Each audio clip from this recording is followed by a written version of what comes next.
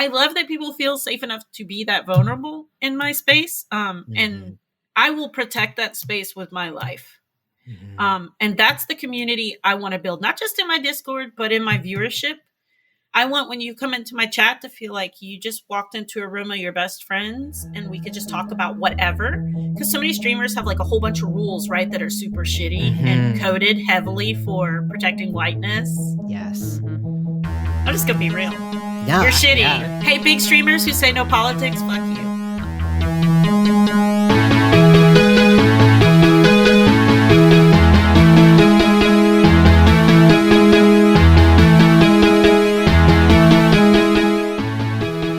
Welcome to Pixel Therapy, the video game podcast where we look at the games we play through the lens of the player, where what you play is just as important as how you play it, and where emotional intelligence is a critical stat. Every 3 weeks, we bring on a guest who may or may not consider themselves a gamer to discuss one of the games that made them and changed them, and all the feelings they have about our favorite pastime. I'm your co-host, Jamie, pronouns she, her. And I'm your co-host, Spencer, pronouns they, them. And this is Pixel Therapy. So pull up an armchair, feel free to lie down on the couch, and let's talk about our feelings. Spencer, what are you playing? I'm glad you asked, Jamie. It's not very surprising, but I'm continuing to play Ghost of Tsushima. Unfortunately, I turned to Ghost of Tsushima in a place of I was very exhausted this weekend. We actually had a very jam-packed weekend, you and I, of some interviewing some really cool people. Very cool people. But I'm like an introvert and I'm pretty like quiet when I'm alone. And so I felt like I needed to sort of just retreat, pet some foxes, like take a peaceful ride with Nobu among some deer. And I gotta say, so I just got to the end of Act 2. And let me say first here, just some very mild story, emotion spoilers. If you're someone who doesn't want to know anything at all about Ghost of Tsushima, feel free to jump ahead a couple 15, 30 seconds. But essentially, oh my god, end of Act 2. There's a blow there. There's a blow. Okay, listen. Jin, I think the more that I've played Ghost, yes, the game itself functionally is pretty straightforward. You know, you're fighting Mongols, you're leveling up, you're unlocking weapons and armor. But I really find the narrative, the combination of the music, the narrative structure, and the acting, to be honest, like I find it to be a very emotionally riveting story, and I've really invested in Jin as a character. Like, I guess I'm used to playing silent protagonists, and I have a very active imagination, so I usually apply very rich character backgrounds onto folks that I play. And while Jin isn't necessarily a silent hero, he is very stoic, but there's something about him that I just find very emotionally rich. Like I find him very earnest, very gentle. He really speaks with his eyes. Like you can really feel the burning intensity inside of this man. And I like the way that he is sort of defining masculinity for himself, defining power for himself. I find, for me personally, this story of, not really knowing who your father was and having who he was told to you through the perspectives of other people, who you then learn maybe were biased in how they spoke of this person. And it's up to you to find that peace with yourself. Like, I don't know, I find him very relatable, both as a trans masculine person, as an Asian person, as a, there are lots of stereotypes about Asian men, about being submissive or being weak. And I think that this game is a great reminder that, kindness and strength, just because someone's quiet or just because someone isn't the loudest or biggest person in the room doesn't mean they're not strong and powerful. Yeah. I don't know. I love this guy. I love me some Jin Sakai. Yeah. That's awesome. What about you? What are you playing? Well, I did finish Ghost of Tsushima this week, and I really enjoyed it. I think we want to probably have a deeper conversation about that when we both finished it, because I don't want to spoil you or anyone for that matter. And actually last night I cleaned up the last of the trophies and got the platinum. Nice. I primarily play on PlayStation, and I do like to go for I wouldn't say I'm an avid trophy hunter, but if I like a game, I like to get the platinum in it. So I did do that. It's a really fun platinum experience for anybody who's into that kind of a thing. It's not too difficult, feels rewarding, and you do get some cool armor for getting the platinum. So. Do you have like a strategy for going for platinum? Like I've never attempted that myself. I'm very much I'm in it for the story type of player, but like what's your sort of drive behind going for platinum? Yeah, I mean, my drive, part of it is probably like just the collectathon-ness of it, of like having it and feeling like the game is fully completed, and feeling like I've done when you have a good platinum, I think it usually the trophies are set up in such a way that it's encouraging you to experience the full breadth of the game, especially with an open world game. If you are getting the platinum, then theoretically you've seen a lot of the magic that the developers have hidden within the world. It's, the trophies are set up to encourage you to go find that kind of stuff when it's a good trophy list. There aren't always good trophy lists, but when it is, I think it's really getting you to experience the fullness of what the game has to offer. And especially when I like a game, like it's cool to see that fullness. But in terms of strategy and how I go about it, usually when I start a game, I'll just look up the trophy guide for it.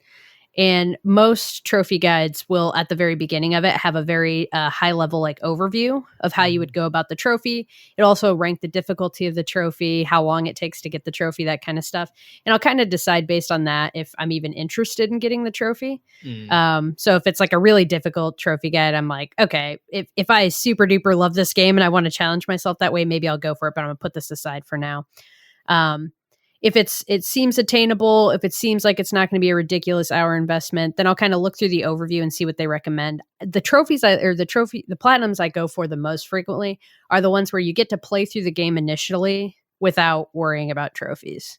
I think it does kind of ruin the experience for me to be really stressing about getting trophies while I'm playing the game, because then you can kind of just turn the whole thing into following a guide really closely, or I don't know. It takes you out of the experience of the game. So yeah, I can see yeah.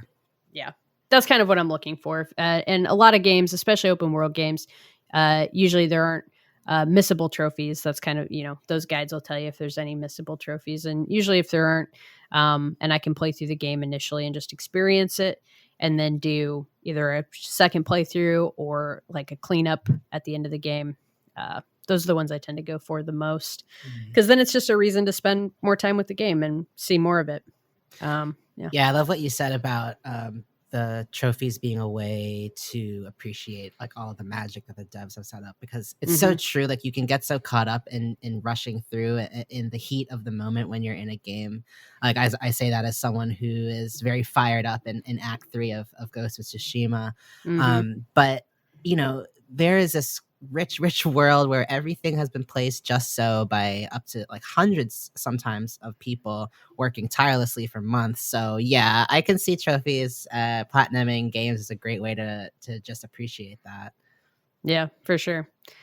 So then with the platinum behind me, I've been playing Tell Me Why, which is Don't Nod's new episodic narrative game that just released on Xbox. I'm not usually an Xbox gamer, but we do have an Xbox in the house, so I booted it up, spent about 2 hours installing updates, and downloaded Tell Me Why through Games Pass, which, I'm not an Xbox gamer, but Games Pass really is a hell of a deal. I was able to get the first month of it for $1, so basically I've got access to this full Tell Me Why game for $1. And if you don't know anything about Tell Me Why or Don't Nod created the Life is Strange series. They have 2 games before this. They're all episodic, meaning that they periodically release a 2 to 3 hour narrative episode of the game, and then the story's continued across further episodes. The first 2 seasons, both centered on young folks who suddenly find they have some sort of supernatural ability and how that impacts their lives. Tell Me Why is not technically a Life is Strange game, but it has the same elements. So it's about a twin brother and sister. The brother is a trans man, and they had a traumatic experience in their childhood that resulted in the brother being sent away to juvenile detention facility for about 10 years. And they've just reconnected. The source of their traumatic experience resulted in the murder of their mother. And they are going back to their hometown to clean out their mother's house, now a decade after the events. And they realize in the process that they have this ability to share memories and re-experience memories from their childhood. So that's kind of the supernatural element and the setup for the story. And Spencer, so I've played the whole first episode, but we actually played the first hour of the first episode together. What was your initial take on watching that hour of the game? Yeah, no, it was really fun because I have not played at Xbox for a while. Sorry, Microsoft. But when you said I have an Xbox, I was like, well, I'm coming over. Masks were worn. Yes, masks were worn. But yeah, I was excited to read about Tell Me Why because Tyler Ronan, the main character, was played by August Black, who did the voice acting as well as the motion capture for Tyler. So it was really awesome to see a trans masculine actor playing this character, and to hear that it was developed in conjunction with collaboration from GLAAD. And so I was really looking forward to the story. I think too, I came into it with a little trepidation just because all we knew going into the first episode was just that it was heavily implied that, I mean, I guess this is mild spoilers for anyone who hasn't played more than like 10 minutes of the game. But, the story opens heavily implying that Tyler, after cutting his hair as a child, incited violence from his mother, who attacked him because of his gender identity, and then that resulted in her being stabbed to death, and so in self-defense. It's that's just something I think in general when we talk about violence in trans media, we often are referring to things like being misgendered and facing harassment, being villainized, all stereotypes that become exacerbated in a video game or movie telling. And so I think part of me too was just sort of reacting to the trans masculine experience itself isn't really talked about a lot in the mainstream. If you go on Wikipedia and look up trans representation in films, when you look at the list of trans masculine representation in films, there's 6 bullet points. When you look at the list for trans feminine representation in film, you see hundreds of titles. And that's not to say that we shouldn't be highlighting the experiences of trans women. We definitely need to uplift the voices and stories and experiences of trans women, especially Black and brown trans women. But what I am saying here is that I just feel like there is woefully little for trans masculine folks to look to see ourselves. And when the very little that we do have is mired in the kind of violence that we see at home in our families, and sort of sensationalized in that way, made this very dramatic opening for a video game. It can be a little painful. And I'm not at all, I have enjoyed the first hour that we played together. Like I said earlier, I'm super excited that this game exists and that there is more to come. I want to be 100% clear that I know that there are 2 more chapters coming, and I'm very excited to see where they take this story. And it's not on any one trans male character to carry the narratives for all of us. I think if anything, this will hopefully open the doors for more. But Yeah, I think too, I'm coming from a very personal place. Yeah. My relationship with my own mother was very much strained by my initial coming out. And so I'm bringing my own lived experience and perspective into that. But yeah, I found that, you know, it's very rare that you get an opportunity to just fully step into the perspective of, I mean, I can't, like, this is, as the media around it has proclaimed, like the very first AAA title to have a playable trans main character, and that in itself is an awesome victory. And I think that August has done an awesome job with his own contributions to the writing and acting of this character, and I'm very, very excited to continue playing it, or to watch you play it. But yeah, having finished the first chapter, how are you feeling? I feel, when we stopped after the hour that we played together and you were kind of sharing some of what you were thinking with me, I couldn't help but agree. And I don't want to get into spoilers here now. I think we want to finish the game and then maybe have a deeper conversation about it. But I did finish the first chapter over the weekend, and it does seem to be setting up a narrative that, again, if you don't want to know anything at all about what's going on with Tell Me Why, then dip out for about 20 seconds. But I'll just say that at the end of the first chapter, you do learn that kind of the narrative that was initially set up in the first hour is not exactly what we're going to get moving forward, that things have been misunderstood. And now we're actually going to try to learn more about the history of this traumatic event that occurred between this brother and sister. And that it isn't everything isn't as it initially seemed. Dun dun dun. Dun dun dun. So I'm interested to see where that goes. I do think Don't Nod as a developer, their games, there's always something in them that feels a little bit hokey and stilted, slightly. Like, it doesn't feel exactly like true human interaction, but they do something special that I don't think a lot of other games do. And they do seem to be trying to bring narratives to the forefront, to the AAA space, that you don't see told in that space very often. And in a lot of ways, I just kind of wish they didn't think that I'm saying this about even Life is Strange seasons 1 and 2 as well. The narratives always have to center around violence and trauma. And maybe this just isn't what AAA games are ever going to be, but it would be interesting to see stories like this told about identities that are subordinated, that don't have to center them in like dramatic trauma to make them interesting to a mainstream audience, or to use that as a hook to draw people in. Because I would be just as interested in Tyler's story if he hadn't been accused of the murder of his mother. Yes. Thanks for saying that. I think that's awesome. Yeah. But we're going to talk about more. We're going to talk about that more in a future episode, I'm sure. But now we don't want to delay any longer. We want to get you into the interview that we have this week. The amazing ZombaeKillz came and chatted with us, and Spencer and I were just completely enamored with her.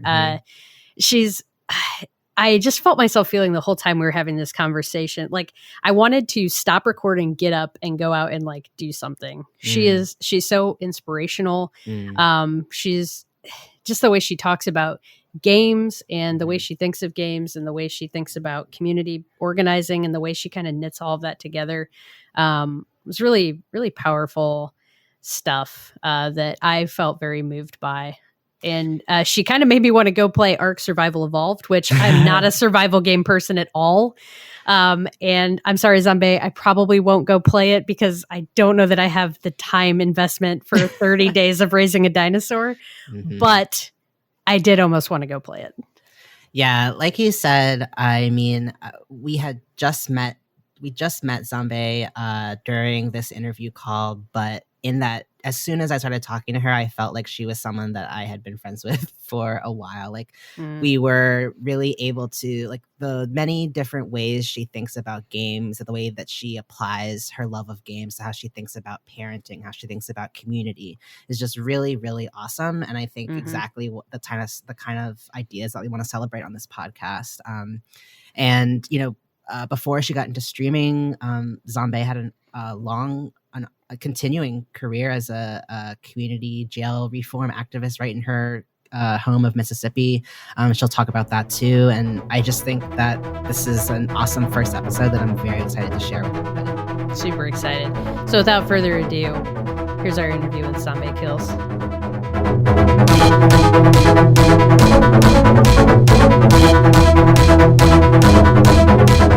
ZombaeKillz, thank you so much for joining us in the virtual Pixel Therapy studio.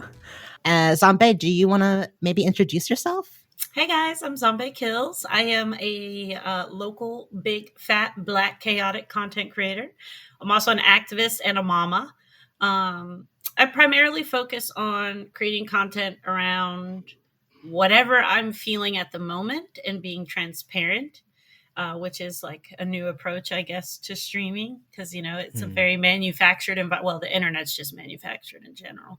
But yeah, I try to make content about things that I feel like are important and touch on important issues. Maybe it's parenting one day and, you know, breaking cycles of abuse, or, you know, trying to detrain ourselves from ways of thought that are incredibly ineffective. Or maybe it's prison reform, or maybe it's talking about, you know, your vagina. Who knows? Whatever you feel like talking about in my chat, we could talk about. And, you know, maybe we'll play some games at a C+ level. So that's pretty much me, though.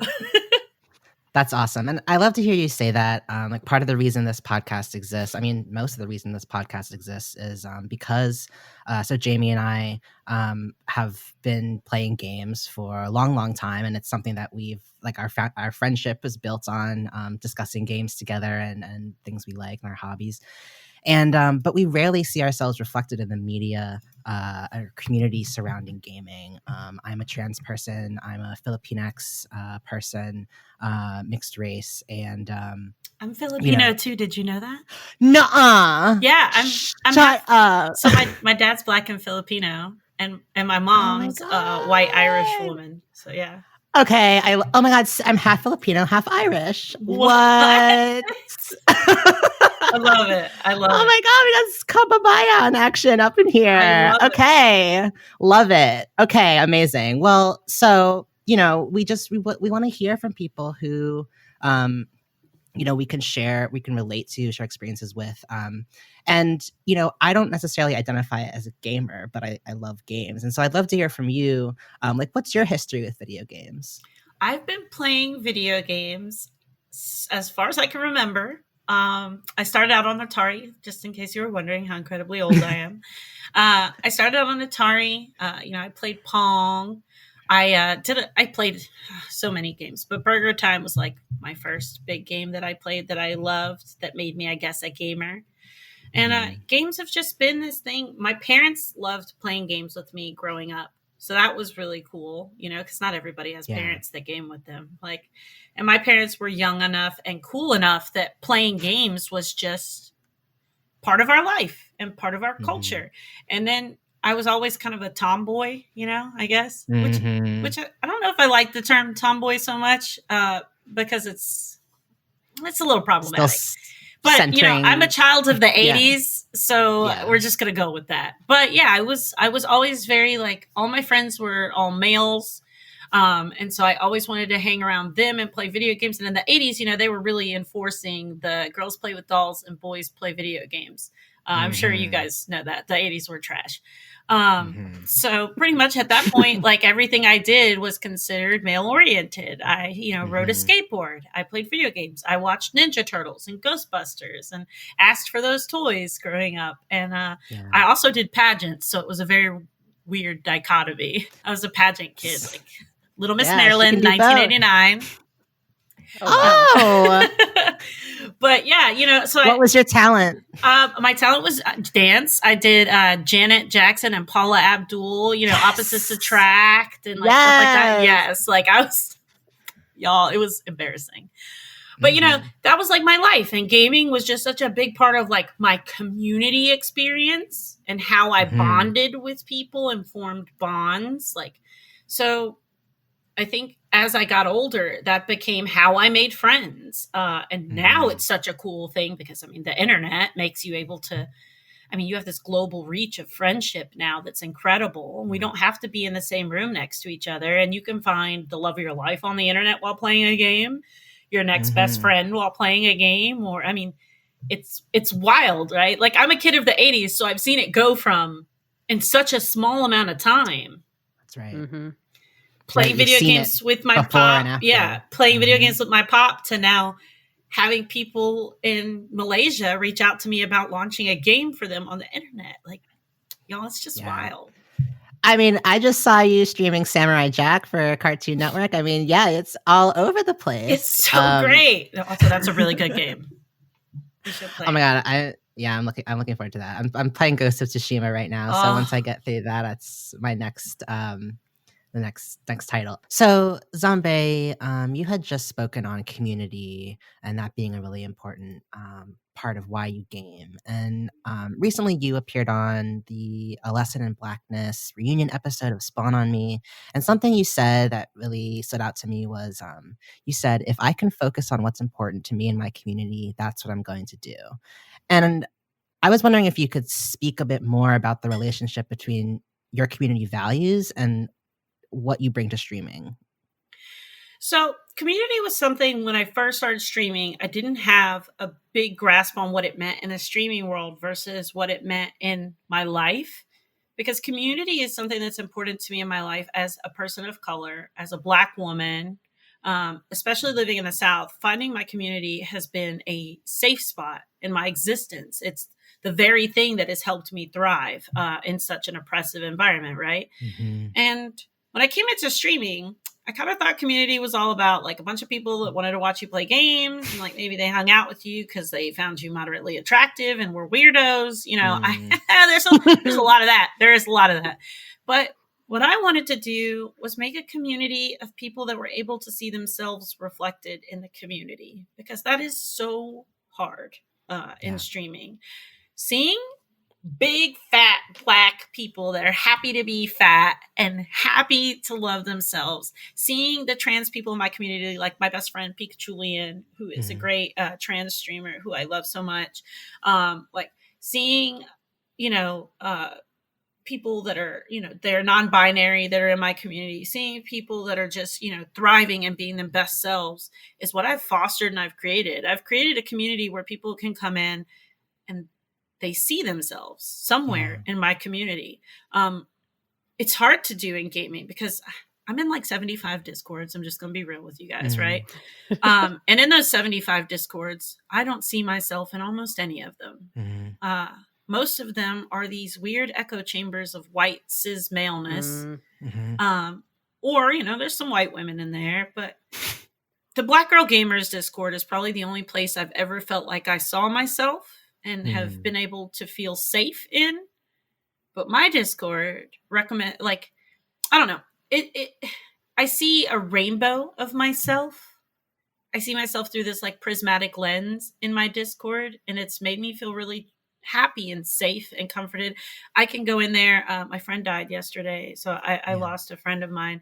So I was going through it was a very sudden accident. So I was going through a huge wave of grief yesterday, and I've had a lot of loss in my life, so I cope better than most people. It's unfortunate, but I also have a really good therapist. Thank God. Shout out to my therapist. You're lit, Jen. Therapy 2020, people. Yeah. Please, God, fix yourselves. We can all start to heal a little bit. But I was able to go on my Discord and be like, guys, I'm lost. I'm lost. I'm upset. She was 23 years old. 23 years old.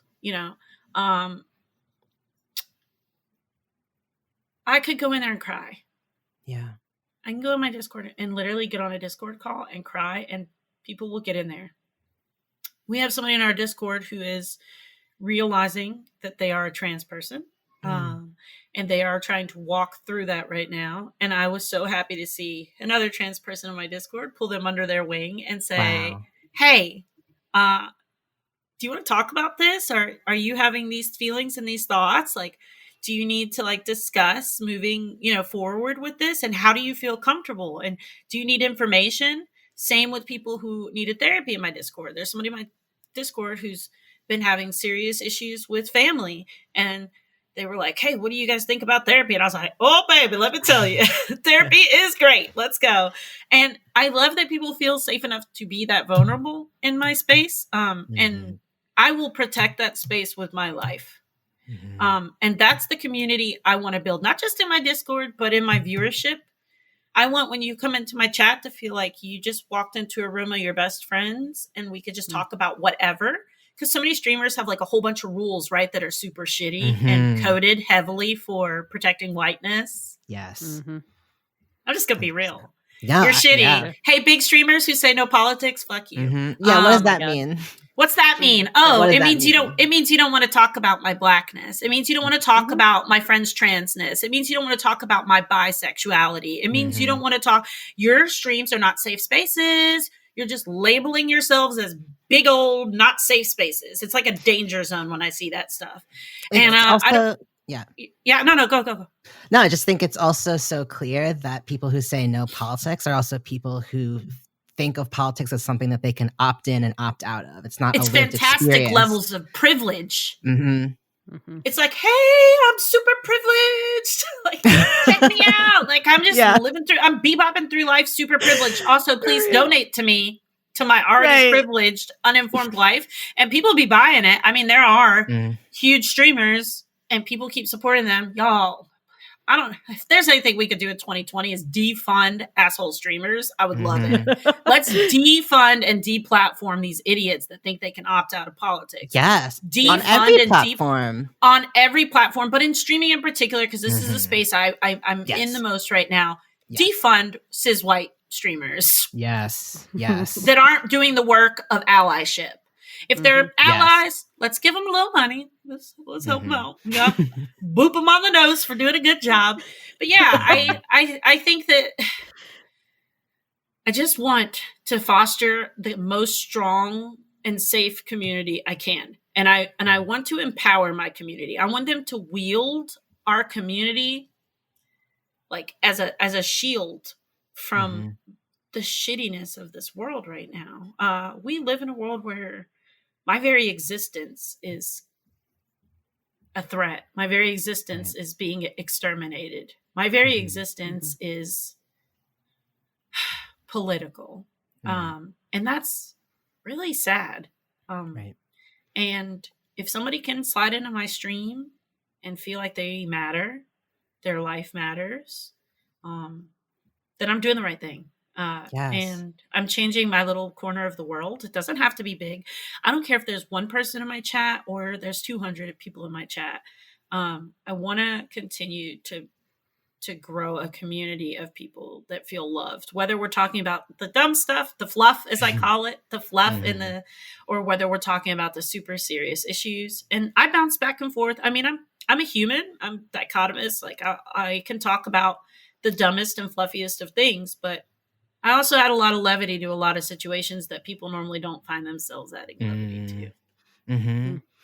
I mean, I think that comes from, like, as you mentioned earlier, as marginalized people, we have to develop like a thick skin. We have to be able to take the grief that's handed to us and move through it and move past it. And I think that it's incredible that as someone who has experienced a lot of loss and grief and pain in your life, that you're able to protect others, protect younger people, protect people who don't have support systems from having to go through the same thing.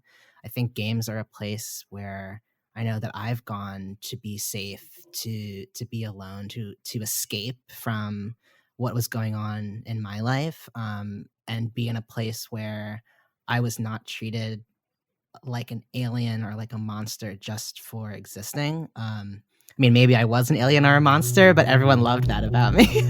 Yeah, but, be a beautiful alien. That's fine. Yeah. Aliens are dope.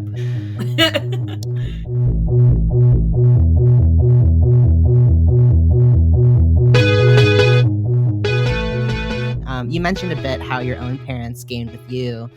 Does your love of gaming influence your parenting style with your own kids? Heck yeah. My kids are big old gamers. My 11-year-old is a Minecraft and Fortnite junkie right now. She is like the most incredible little architect in Minecraft. She and her cousins, my nieces and nephews, have their own realm. And a couple of my streamer friends' kids are also in there. So it's like a little protected, like online virtual playground for them. And she's currently working on a cherry blossom tree. But she loves building, and it's so cool to just see her takes on things and where she goes. Like, my games don't really influence her games, but my gaming influences her to feel comfortable. And I've seen her come out of her shell, because 2 years ago my kid was super shy, like super shy, and she wasn't gaming. She didn't have an Xbox yet, and she just, everything was like, she was super quiet, and she didn't want to talk about stuff. And then she got an Xbox and started talking to some people. And now she's like, hey guys, da-da-da-da-da. And she's just like this whole, like, she's out of her shell. And she recently came out to me, which was like this big thing. And it was on the front page of Twitch. I don't know if you saw that we did that. We talked about the front page of Twitch. So cool. Yeah, for Parents' Day. But we talked about her coming out story, because there was a kid in my chat that came in and said, I'm thinking about coming out to my parents. What would you say if your kid came to you? And I said, Phoenix, let's talk about it. And she was like, okay. And I said, Phoenix, what did I say when you came out to me? She's like, I said that you love me no matter what, and that you're happy, and that you love me, and whatever I want to do, you love me regardless. And I was like, yeah. So, sometimes your parents might not do that. And that's okay too. No matter what, you're valid. Like, you are valid, and you are loved somewhere. Even if your parents are assholes, that's their loss, And so I find gaming to be this way I get to, I don't know. My parenting gets to come out. And my 5-year-old son, Minecraft junkie. My 4-year-old daughter, she just turned 4, Hello Neighbor addict. So, and she likes spooky stuff. I know. She likes spooky stuff. She loves being scared. And I'm like, bro, you're 4. But she loves being scared. Like Fallon, and she's very precocious. But Fallon she loves like being terrified and pretending to be scared. And like, she's hyper intelligent, and which is, it's tough. That's tough. Having a really smart kid, y'all. Yeah. Scary. Well, she's a little bit of a genius. She's playing Hello Neighbor at 4. I feel like I can't even wrap my head around that game. My kids love Hello Neighbor. They love Bendy and the Ink Machine. That's awesome. Like, games I never would have played. But yeah, Fallon is big on Hello Neighbor on the Switch right now. So yeah, and my husband's a huge gamer.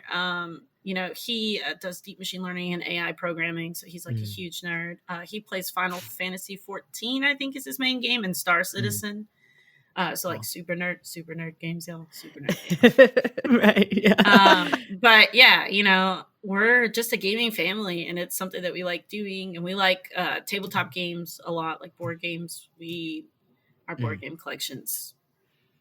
I mean, Jamie has a wooden version of Settlers of Catan, so we love. I have a wooden tabletop. I have a wooden Monopoly. Like, I'm there. I'm there. Nice. I got it from Target. I was really excited about it.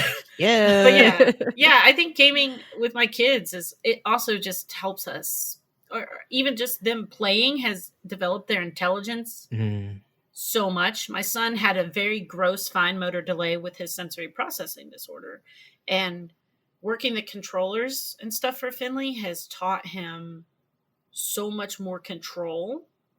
And also sensory processing. He's what they call seeker. So he seeks like physical input and stimulation constantly 24/7. It presents very much like severe ADHD. Pew, pew, pew, pew, pew, pew, pew. And video games just and he's in it, and he's able to focus. So the cathartic levels of what video games have done for my family is pretty great too. That's awesome. That's incredible. Speaking of like the family coming together, gaming, streaming, like, you haven't been streaming for that long. It's only been a couple years, right? 1 year. 1 year. Yeah, oh my goodness. 1 year. So how did you get into screaming? How did you get into streaming? And what's the story there? So I started out a couple years ago, and I tried to shoot my shot at streaming. And then I was diagnosed with uterine cancer and got very, very sick very, very fast. I have lupus. And it became emergent that I needed to have a hysterectomy and a whole bunch of other things immediately. I found out, and within 3 days, that's how fast it was. It was like, Wow. hey, 3 days later, I was going through a lot of health issues. And so I kind of stopped streaming for a little bit because I had to basically take a year of getting my life back together to where I wasn't in pain and stuff. But as I was going through my recovery, I was feeling very isolated. Pain was just starting to be the thing that I focused on daily. And I wasn't able to get out of my head with pain. And I don't like pain medication. So it just affects me really badly, unfortunately. So I just couldn't do anything but like lay in bed and focus on pain. Well, I started playing games more and more and more. And I started realizing that gaming was cognitive behavioral therapy for me. Gaming was helping me deal with my anxiety, and it was making me focus on something other than pain, which was allowing me cognitively to like train myself to, when I was gaming, not be focused on pain. So I was feeling less pain, as my therapist put it. Wow. And so I started to realize like this was helping me. And not only that, my depression was lifting. Like I was not feeling suicidal. I was not feeling stressed out. I was not feeling like I was impossibly crushed under the weight of my physical limitations. And so I decided I was going to start going live on Mixer, because I started over on Mixer a year ago. And I started pushing that button and just going live and just talking to people. And I started to realize that I was making friends, like real, genuine friends who cared about me and checked on me. Because when you're sick, like I am, chronically sick with lupus, people don't care to hear about your sickness all the time. Sometimes it can be a lot for people, which is fine. They have an option to opt out, but we don't. And talking about my pain or my disability is valid. And I found communities of people who cared about it.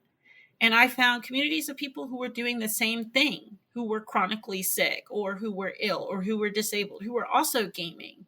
And I was like, dang. And I would have these conversations with people about things like race, because it would come up, obviously, because I'm Black.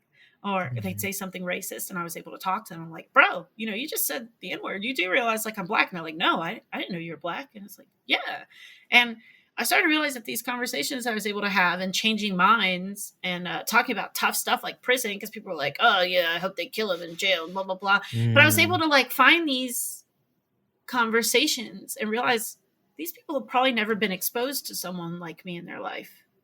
Not that they were terrible people, that they were terribly ignorant or uneducated. And I had a chance to talk to them. And I have changed many hearts through playing video games. Wow. And I started to realize that this was kind of what I wanted to start doing.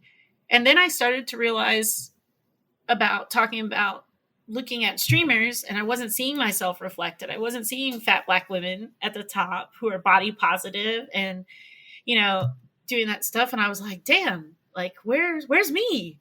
And so I said, well, I guess I'm going to be me. And I want Phoenix to look, who's my daughter, I want Phoenix to look and be like, hey, there's me. And my kids started looking up like Black people playing Minecraft or Black people playing this, and she couldn't find anybody.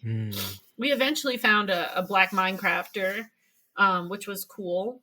But like, it was a dig. Right.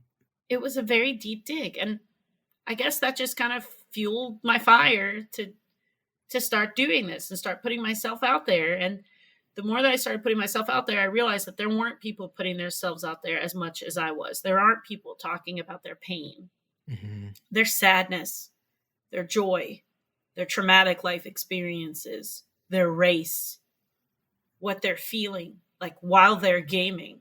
Yeah. It just wasn't a thing that I saw anywhere. And so I'm just kind of out here winging it. And I don't know. I just found a love that I did not know. And I am technologically deficient. So it's definitely been a journey for me, making these productions from home. But as long as I can keep going, I feel like this is where I want to be. That's incredible. I mean, like, it's so true. Like, just because these sources, like when you're saying trying to find Black streamers who are playing Minecraft, like it's not like there aren't Black folks out there playing Minecraft. It's just that the people who get the most attention are the people whose voices get uplifted. Like I think it can be very easy to see the gaming community as this monolith of like cis white maleness, and I think that it's the space you're carving out is just awesome. I'm trying. I want to, I think somebody said it to me the other day, like, and I've kind of compared this before on other podcasts, but like, I'm looking at these people. Me and Seti are not talked about this. I don't know if you know Seti or not, but hysterical. If you're not following Seti or not on Twitter, guys, you are missing out on greatness. Okay. But Seti had me on his very controversial podcast, and we talked about the reality of these things is I don't want to be like anybody else in streaming. I got nobody to look up to. I got pockets that I look up to. I got money that I want to get to that level of financial stability and success, but as far as a physicality or a genre of streamer, I don't got it. So I'm just literally out here being like, I guess this is fitting to be me. Yeah. And hopefully I'm encouraging other people who don't have someone to look at to kick down the doors. Lube up and slide through a window, baby. Like whatever you got to do, whatever you got to do to get in and make your space, take it. Take that space. Take up space. Take it up every chance you get. And I want to encourage people that you might not see you, and that might feel really discouraging. And it does. There are days where I'm like, dang, do I want to fight? And then I remember there ain't nobody like me, baby. And there's other people sitting there looking for somebody. And if they can see my big old self and they can see me and hear me, then I might encourage them to push a little bit further. And you might be the next person to encourage someone to push a little bit further. And you might be able to reach back and help someone else. So don't give up. Yes. Don't give up. I know that whiteness is overwhelming. It's overwhelming in every day of our life. It's overwhelming in the media that we consume. It's overwhelming in our communities that we live in. It's overwhelming in our justice system. It's overwhelming in our healthcare system. Whiteness is so overwhelming and scary. And baby, we can still take up space, our own space. Dismantle white supremacy every chance you get. Baby, I'll pour a little sugar in white supremacy's gas tank every day. Yes. Thank you, Zombae. And yeah, I think you're exactly right. Like we have to abolish the white supremacists in our own minds, the one that speaks inside of us, telling us, It's crazy that they have hijacked our internal monologues. That is wild to me. Yeah. Wild that we have allowed them to hijack our internal monologue. It's coded into... People don't even talk about that. Yes. They've hijacked our internal voices. When you look at your body and you feel like, oh, blah, blah, blah, that's the white voice. It really is. That white voice is what told you that. When you go, oh, I wish that my hair wasn't so curly. Why? Voice.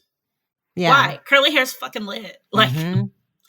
Why is curly hair considered unmanageable? Why is white good and black bad? Baby, they have hijacked every part of our beings. Yes. On a cellular epigenetic level, they have traumatized us. It's now encoded into our genetics. No. Sugar in the gas tank every day. Burn it all down. Molotov cocktail that shit out of your life. Love it. And we got to continue to do this. We got to continue to be loud, take up space, and not let them win. That's right. That's right. Yeah. I mean, I was thinking even you talking about how there aren't as many folks in even the gaming space, or I think in general, just showcasing pain and vulnerability and sadness and like just being honest in that way. And that to me is white supremacy culture, this idea that we have to be perfect, that we can't show our flaws, that we can't be vulnerable. That's how they're able to take over and colonize. They don't show empathy. They don't show weakness. Yep. They're able to colonize because they operate in inhuman ways. Yep. And that's... It's dehumanizing is exactly what it is. Gross. It's gross.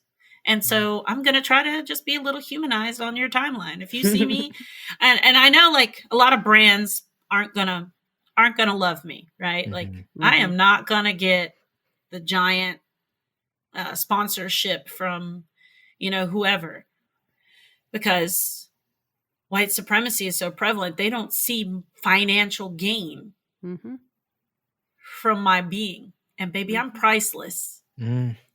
They couldn't afford me if they wanted to. I got Logitech. They love my voice. They support my voice in ways y'all can't even imagine. When we talk about white supremacy in our Logitech meetings. Oh, I love to hear that. That's awesome. Yeah. Do you know we had like a little mixer and we were all talking about things and, activism, and they were just nodding and happy in agreement. An Asian man is on the Logitech partnerships management team. There's people with disabilities, trans people in my group, Black people, white people. I mean, anything you could think of, blind gamers, like completely disabled gamers.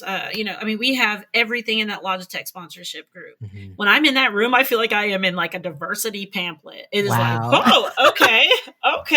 I mean, a lot of companies talk about diversity as if it's a special issue or something to be resolved in your spare time, but like you have to integrate like dismantling white supremacy involves changing, like we said, the way you think, the way you interact, the way you intake everything around you, and question everything around you. And you can't do that unless you're immersing yourself in that work every single day. So I'm happy to hear that Logitech's doing it.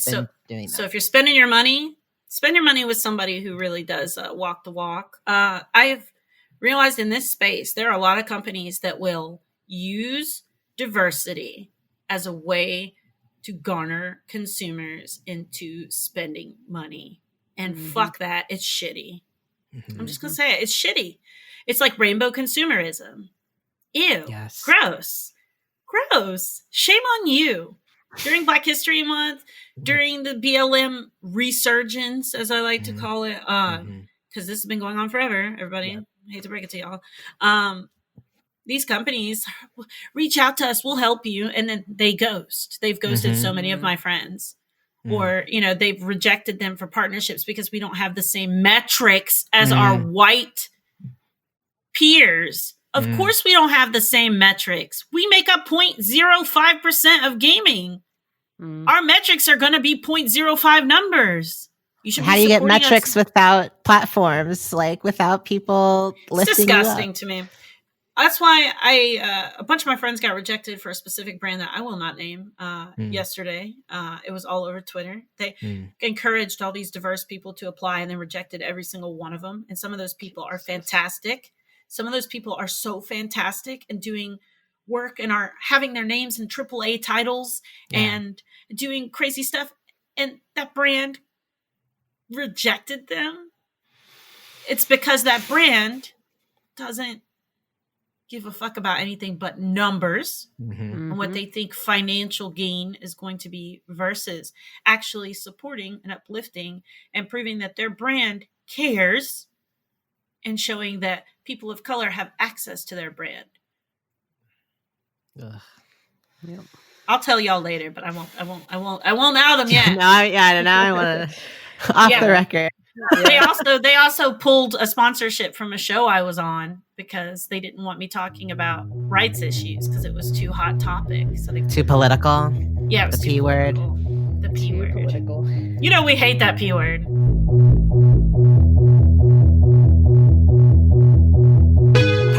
Part of what we do on this show is we invite folks in to talk about a game that had a big emotional impact on them or influenced their life in some way. You shared with us that ARK Survival is a video game that had a big effect on your life. For folks who don't have any context on the game, could you maybe say a couple sentences of what it's about? I've heard there's a lot of poop management. There's dinosaurs and cannons. That's pretty much all I know. It's basically a survival simulation game. You're dropped on an island and you're like from a futuristic civilization, but you're dropped in like a prehistoric environment. You have to tame and raise and breed dinosaurs to help you do like farm work and farm materials for you to progress so that you can survive. And then eventually you like can get lasers and all kinds of stuff so you can go to like technologically advanced stuff like with your dinosaurs, like dinosaurs shoot lasers at people and stuff. And it's pretty fun. The servers are online and everything happens in real time. So here comes this time sink part. Raising a dinosaur can take up to 30 days of your real time. Ooh. Oh. And you have to hand feed them every like so many minutes or hours or else they starve and die. So even like when you go to bed, like a feeding trough could only like hold food for like 6 hours before it spoils. So you have to get up and feed your babies and like. Well, I'm already stressed. Yeah. I love it. I love time management games, and I love games that I can sink my whole existence into. And ARK is one of those games. People have private servers, blah, blah, blah. I play on official servers and I play PvP, not PvE, which means when you're sleeping, people are probably blowing into your base and killing all of your stuff, which sucks. So I no-lifed it for about 4 years of my life. I didn't sleep. Skin was terrible. Gained a bunch of weight. Whatever. But I love that game. I just love it. I've never found a game that stimulates me mentally and is so much of a challenge. And it has architectural building. It's got farming. It's got raising babies. It's got mutations and genetics in it. And then it's got war and strategy. It's got so many different things that you're never bored. There's also like a whole, like you can find the lore of the game through the game and you can fight bosses so that you can progress and get more engrams and stuff. So there's like that whole side part if you were doing it like strictly PvE. But like the PvP part is like infinitely exciting. Like there's always something new. You've always got new enemies because people are jerks. And I love it. I love it so much. And the community's trash. I'm just going to go ahead and say it. It's filled with cis white assholes who are incredibly racist and horrible. I hope that one day Studio Wildcard cleans up their game because I love it so much. And I haven't met very many other African Americans who play this game, which I don't know why. Y'all, please get on the game and play with me. Like, please. Just like an all black tribe of people would be so great. Like, it would be I want to hear you say more about that. But speaking about tribes, like something that I have found really interesting about ARK, and especially after hearing you talk to us in this conversation today, is that it's a really hard game, especially in the beginning. Like you're waking up completely naked on a beach. Trash. Like you said, it moves in real time. So you could sink hours, like 5, 6, 7 hours into, getting clothing, making building a shelter. Shack. Building a shack takes hours and hours. And then it's all destroyed and you're back to square one. And what I've found is that the people who, if that's your jam, like if you have the patience and the strength of will to do that until you're successful, like that's great. But really, if you can find a tribe, if you can join the same server and see the same people and form connections and build a community and do it together, it becomes a much easier game. And I just think that speaks a lot to your own values as a community builder, as an activist, as someone who makes connections. Like you are correct. Nailing it. That's literally ARK was the game that I was playing when I was in bed. And I was not moving around a lot, and my pain was particularly bad. It was like during my lupus diagnosis, et cetera, as well. And I had a baby. So 4 years ago, my lovely daughter was born, Fallon, and she was born 3 months premature. She was not supposed to live. She was 14 ounces, so she's smaller than a Sprite can. Wow. Okay. She's now my biggest little chunk, just so you guys know. But like, it was very traumatic. She was in the NICU for 62 days. I mean, trauma. They were saying she was going to be blind, that she might have, learning disabilities. I mean, all these things, which she has none of those, But during that time, I played ARK all the time because I couldn't go anywhere because my baby was so tiny and like I couldn't do anything and she was so small. And I started playing ARK and it was like taking my mind off of stuff.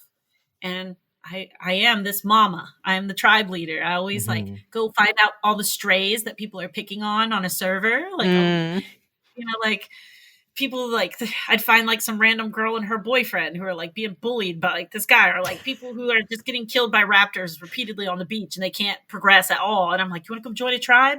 And I ended up having this tribe of 50 people. 50 people. And we ended up taking over the server. We were the alpha. That's what it's called when you're the biggest tribe on the server. And we were just like making sure people don't pick on the little guys and like, going and raiding like the bros on the server, wiping them out for being assholes, saying like, racist stuff. We'd go just blow up all their dinosaurs and trash talk them the whole time while they were sleeping, and be like, "Get wrecked, Chad!" and it just became this like really fun, world that I was living in, and like I was getting to be kind of a superhero, and go help people, like go drop off care packages to like these two little kids that you can hear talking when you're in voice chat, and they're like, "Hey man, look at this! I tamed a dodo bird," and I like go and I like give them some dinosaurs. And I'm like, "Here, kid," and they're like, "Oh my god, dinosaurs!" And they were like my trash dinosaurs, but like they loved them because they didn't have any dinosaurs, Yeah. And so like I would run around in the game like Santa Claus and just have a good time, and I just started like managing these huge groups, which is where I learned about Discord. I had never used Discord before. So like it taught me how to use Discord for a community, because obviously we would have people in different parts of the world. Like we'd have Australian tribe mate members so that people were on when we would go to sleep. Like we had to like manage, so people couldn't wreck us like while we were asleep, and like people checking in on raising babies, and like it fostered the sense of community in my person that I think I had lacked for a long time. And I was able to learn skills while playing the game, like using a Discord, which I now utilize that skill heavily as a streamer. It's very important growing a Discord and community. And so ARK taught me a lot, and it got me through a lot. And some of my best friends in my life still right now from 4.5 years ago are people that I met on ARK. They send my kids Christmas presents. Wow. They, support me with my streaming. They talk to me. They call me on the phone, and it'll be like, "Hey," or blah, blah, blah, whatever. And because we bonded, because we spent, ridiculous amounts of hours together every single day. I mean, like literally sometimes 18 hours a day. Sometimes we wouldn't sleep. If a raid can take 3 straight days with no sleep, and we'd be like tapping in, tapping out. I mean, ARK is intense. You're literally like surviving in the wild alongside these folks. I mean, that's a more coherent community than some I've had in real life. Exactly. And you get to see people's strengths and their weaknesses and how easily they get frustrated, and what they're proficient at. Like you have to find out what people in the tribe, like, "Hey, you're really great at taming. You're really good at doing this. Hey, you're really good at finding out information online when you've been watching YouTube videos on base builds. You're going to be our builder." Like, and you're able to just do these like levels of, like this human behavior element that I just love about the game. And I think if you haven't played the game, find somebody that you love and play the game with. And if you give it more than two days, give it 2 days, and find somebody you love and just spend time playing the game with them, and you're going to have such a great time. ARK survival. It's the new couples therapy.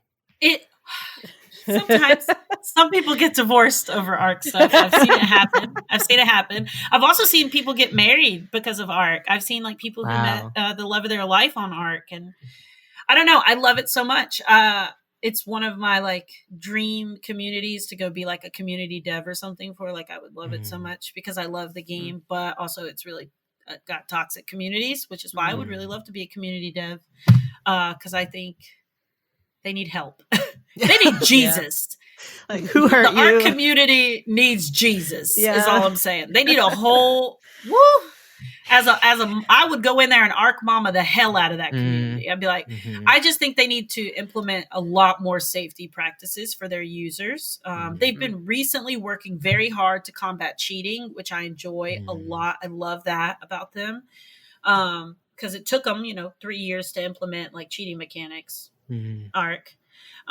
More focused on giving us new dinosaurs than like fighting cheaters who would like go underneath the map and blow your base up from underneath the map, like while you're sleeping. And I was like, ARK, hey, like, but I wish that they would combat racism and misogynistic and anti-LGBTQIA comments, etc. Like, I wish they would combat hate much more severely. They combat cheating pretty severely, but they don't combat hate at all that I've ever seen. I've never seen a hate enforcement go down with them. So I think their community needs to get much, much better with hate management. And I think they need to work with Xbox on that. Well, I'm glad that that there's folks like you in there, pushing back on that kind of toxicity with your own space, and if need be, cleaning out the trash by Taking them out, man. We take them out, baby. Bye, Chad. Bye. Bye.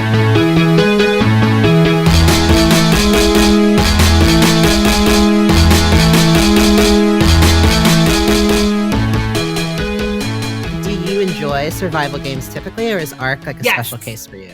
I think ARK turned me into enjoying survival games, but I do like survival games. I like survival and simulation games. I'll say those are my main bread and butter, like, because I like time management.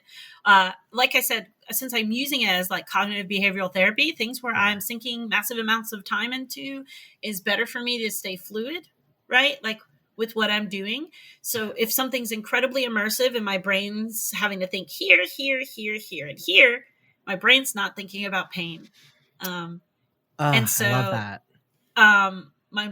My disability just becomes something that is away from me the whole time. So I don't feel it. I don't feel it. Sometimes I'll get off and then all of a sudden it'll hit me at one time, which is kind of a problem. But the fact of the matter is I went 10 hours pain free, or I went 5 hours pain free, which I've learned very much recently on Twitch how to manage my streaming length. On Mixer, I would do like 10, 12-hour streams like all the time because Mixer had such bad discoverability. It was like, I felt like I was grinding to be seen and exist. Whereas on Twitch, I'm just like, baby, you get 3 hours. And after that 3 hours, I hope y'all have a good night. My body's more important. My body can do 3 hours. And with 3 hours, I feel super safe, good, and comfortable, and I feel good the next day. So I also learned how to listen to my body this year. I think this year has been my nope. We ain't doing it. I mean, to survive through and beyond this year, you've got to learn how to protect your energy, protect your space, your boundaries. I'm really glad that you were able to have that this year. I think this year for me has been, and it feels weird saying this, but this has been a great year for me. Good. It's been good. Yeah. I mean, I have lupus, so the pandemic's incredibly, I'm scared. I'm very scared. I mean, I literally could get the flu and die. I could get a cold and die. I'm on immunosuppressive stuff.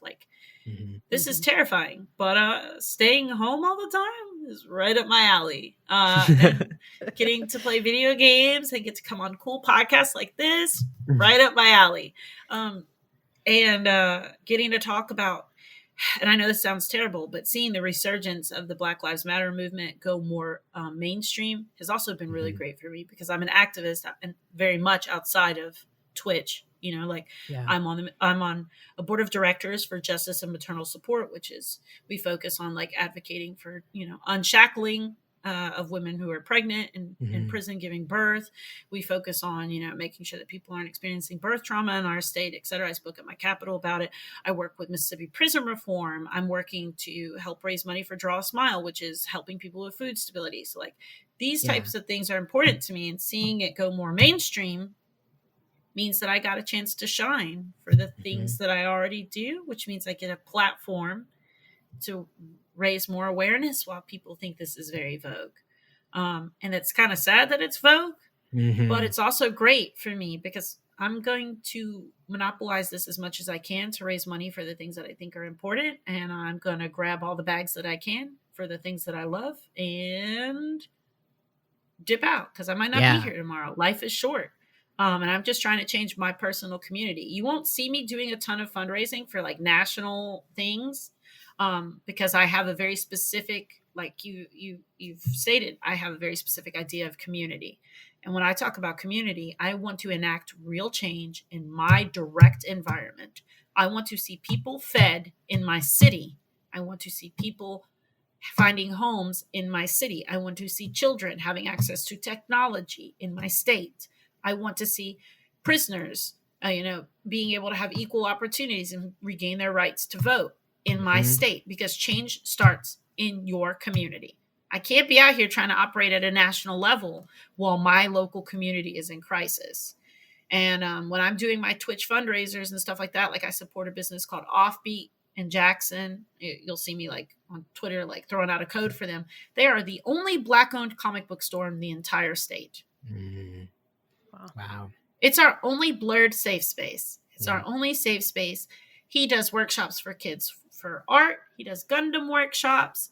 He does, he gives free comic books out to kids. He does like record workshops because he also sells like vintage records and collectible toys.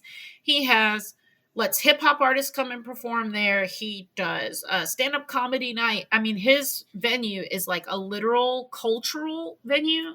We call it a culture shop. Yeah. And it's the only one we have here. And during COVID, it's been devastated. So I partnered up with him and was like, hey, let's like start raising money for you guys once a month.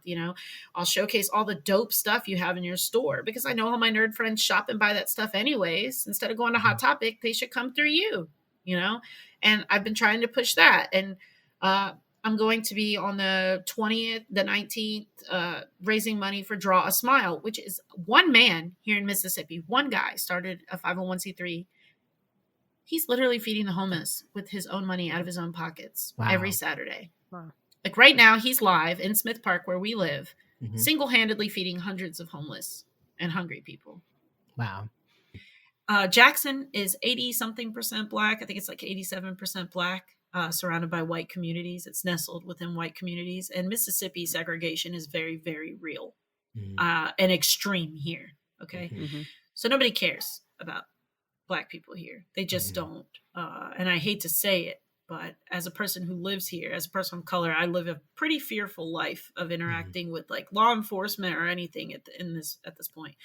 But he single-handedly goes out and feeds the homeless. And 1 in every 4 people in Mississippi are suffering from food instability because, as you all probably know, we are the poorest state, right? And we have the most food instability per capita, like for the number of people, because we're 35th in the nation for populace. So we're pretty far down the list for populace. And then high on the list for food instability. I know a lot of people that don't even have running water here in Mississippi. You would see houses that you didn't think existed in the United States here. Mississippi is filled with poverty. And Bilal just goes out and he's feeding people. But not only is he feeding people, Bilal's feeding people in the middle of a pandemic. He didn't stop and worry about his own safety, which is wild, because we need him. He's still out there feeding the homeless every Saturday. That's what he does with his days. I know people want to donate to these national companies, but we don't know where all the money gets spent all the time. And I find that problematic. We also don't know who they endorse, like politically. We just don't know so many things about so many national companies because when things are hidden behind such major paywalls, I feel like it gets a little shifty and it becomes stretched thin. And we don't feel the impact of betterment, right? Right. And I know personally, I've donated to Salvation Army. And when I was homeless at a point in my life and went to Salvation Army looking for a place to live, they wouldn't give me a place to live. Yeah. I literally had a baby and showed up at abused, battered. I was a battered woman at the time. I was escaping domestic violence and trying to find a place to live. And they told me because I had a kid, I couldn't stay at that shelter in particular, and that they didn't have another place that they could do. And then they were trying to tell me all these things that were just impossible, that were going to make it harder and make me stay in more poverty. And I was just like, this doesn't make any sense to me. And that was when I stopped giving to Salvation Army, when I realized that. But yeah, like, I don't know. There's something about working locally that I think a lot of people need to start doing. And I would love to see a lot more streamers like Dr. Lupo, Jacksepticeye, Tim the Tapman, whoever's out here who's just going to raise money for stuff. I implore them to locally give as much as they can and stay away from national giving. I think that if we all focused a little more inward, and I know that maybe sounds selfish, but it's not. If we would turn our eyes into our own communities, we could change the very place we walk. Yeah. And I want to do that. Like, hey, if you've got the money, you raised $2 million for a tournament, take that to your local elementary school in an urban neighborhood and drop it off. Right. Like, are you like I think you're absolutely right. Like direct impact, direct giving, changing someone's life who is right next to you versus like I'm assuming people give money to national charities because that's what they want to do on a national scale. But it's like, I don't know, there seems to be this stigma around like, oh, donating to someone's Cash App is not on the same level as like giving to the Red Cross. And it's like, well, actually, if you looked into where that money that you're giving the Red Cross goes, like a percentage point of it actually goes towards helping people. And so, if you really care about all Black lives or Black trans women, houseless Cash App people, somebody. like fucking Cash App somebody. Throw caution to the wind and just Cash App a Black trans woman today. Like, why have we gotten to the point where giving to our neighbor has to be questioned? Right. Oh, are they deserving enough for me to give to them? Are they doing the things that we deem respectable enough for me to give to them? Are they going to spend that money on the things that I believe that they should spend that money on? Whatever happened to just giving to give and not questioning?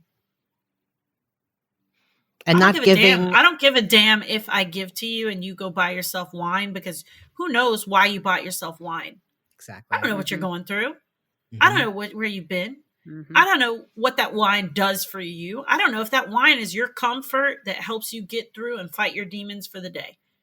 I don't care. I don't care if you went and bought a video game, because Lord knows I've used video games for escape and respite.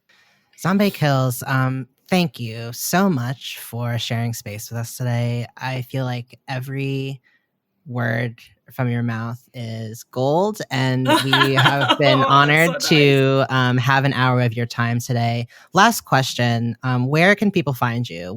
Drop your links for us. I am on twitch.tv/ZombaeKillz, ZombaeKillz.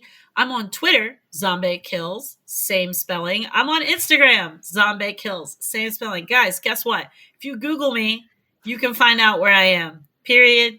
I've got great brand recognition. Just hit me up. Come follow me. I'd really love to have you. Come join my community. Catch a stream. Don't come in expecting A+ gaming, but do come in expecting A+ entertainment.